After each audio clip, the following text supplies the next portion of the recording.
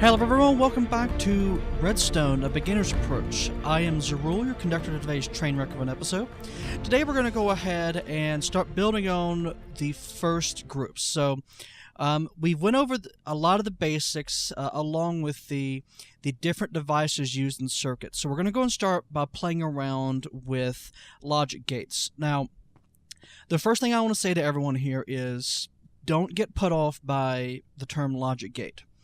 The terminology in this, most of this, or at least a lot of this, comes from things like, electronic engineering. But the concepts are very simple. A logic gate basically is in this case, for our purposes, a redstone circuit where a specific output, on or off, for instance, or a specific signal level, is output based off of a certain set of inputs. So today we're going to go ahead and explain three things. We're going to go over the NOR gate, the AND gate, and the OR gate. So three very basic logic gates. We're going to start off with the NOR gate because this is probably the most simple one that you'll run across there. So the NOR gate is also known as an inverter. What this says is it outputs a signal as long as no input is being applied. So basically the way to think of this is it's a redstone torch. That's pretty much it. So in this first example here, what you'll see is we have a redstone torch attached to this block. This is energizing this redstone wire, which in turn energizes this grouping of redstone lamps. So this says, since there is no signal being applied to this block here, output a signal. If we turn on a signal, this applies a redstone signal to this, energizing this block. Because this block that the torch is attached to energizes, it loses its signal and this turns off. So that's pretty much it. When a signal is not being applied, it outputs a signal, or when a signal is being applied, it outputs no signal. It inverts the signal. In a straight horizontal way, this is the easiest way to do this here. You can also do this vertically. In this example, for instance, we have our redstone lamps up here.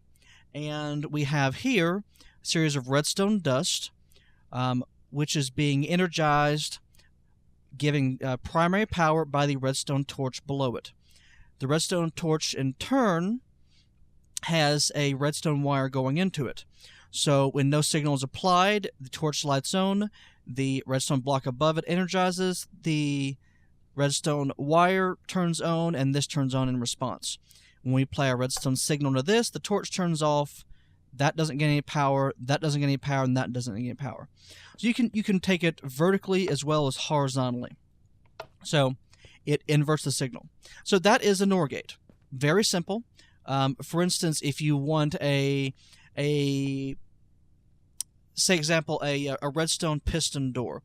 You've got it set up so that when they are extended, they close off a gateway, and you want it to be extended by default. You send a signal to it, and then you invert it so that it only opens, it only stops the redstone signal to the gateway when the gateway has a signal applied.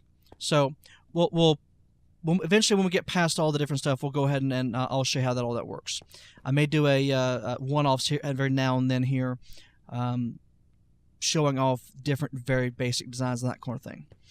The next thing is the OR gate. Now, you saw this with the previous example when I was talking about diodes with comparators and repeaters.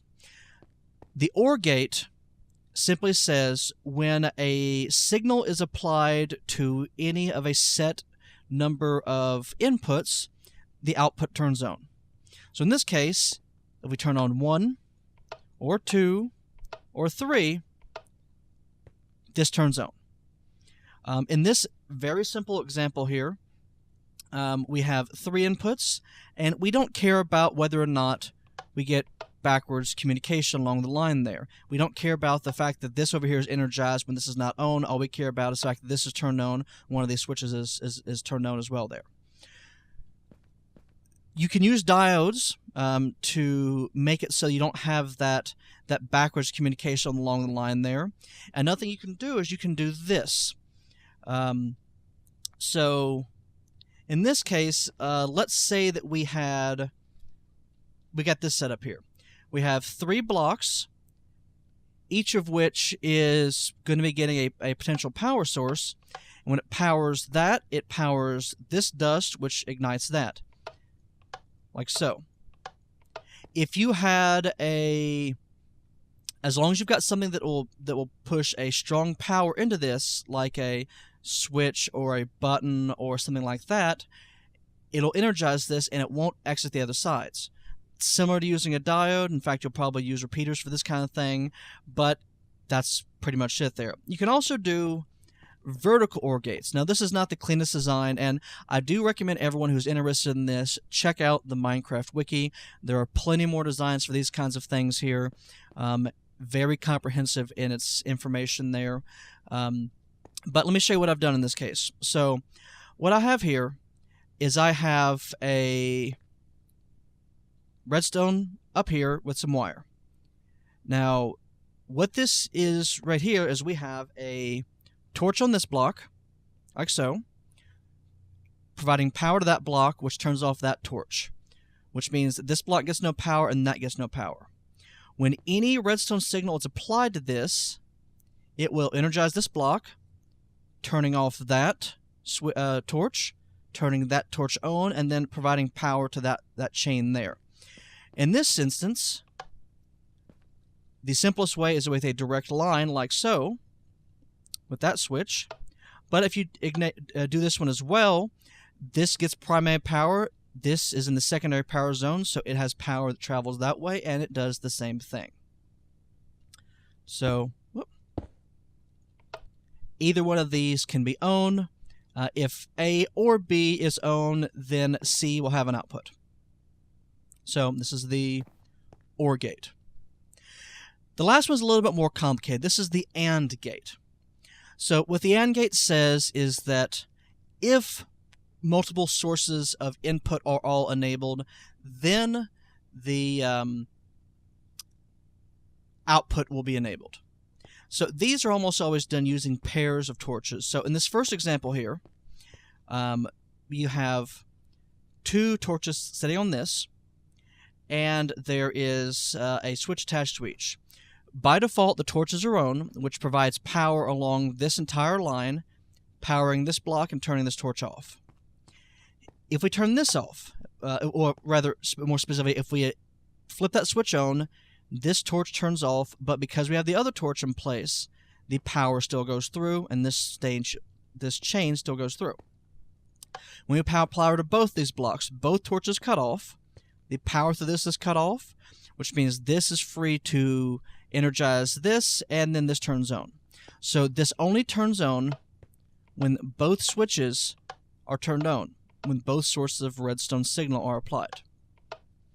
Similarly, in another example here, you have, just like beforehand, you've got this block here providing power through this to this torch, to this block, turning this torch off.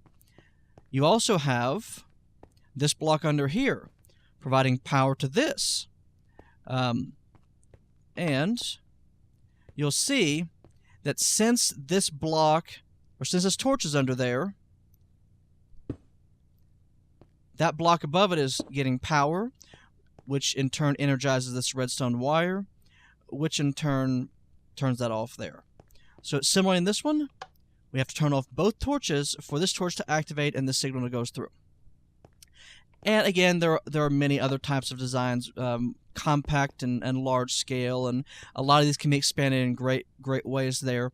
But the AND gate basically, the general idea for this is you've created a circuit that waits for 2 signals to be activated for a third signal to be activated and turned there. You could combine this, for instance, with comparators, and it says, you know, if a certain amount of ore is put in chest A and the switch at chest B is toggled, then it will turn on a hopper and, you know, things like that. So this is the AND gate. So these are three of the most basic logic gates that you're gonna deal with. Like I said, the whole idea is the circuit responds to a certain combination of inputs to output a certain combination. It's logic. This one is, if any, if 1, 2, or 3 is activated. That one is if 1 and 3 is activated, and so forth. So these are the first three. On the next installment, we're going to go ahead and look at the next set, which is the NOR, or rather the NAND gate, and a couple of others there. Then we're going to go ahead and look at the XOR, and then finally we'll spend one episode looking at the implies gate, which will take a little bit more to go over there. So, but again, if you have any questions or comments, if you notice any flaws, if there's anything I can clarify, please leave it in the comments. Like I've always said in this, because I'm a beginner at this is a beginner's approach, and why I think I have everything down pat. I appreciate anyone that can correct me. So, hope you all enjoyed. If you did, a like was always appreciated, and have a great day, everyone. Bye-bye.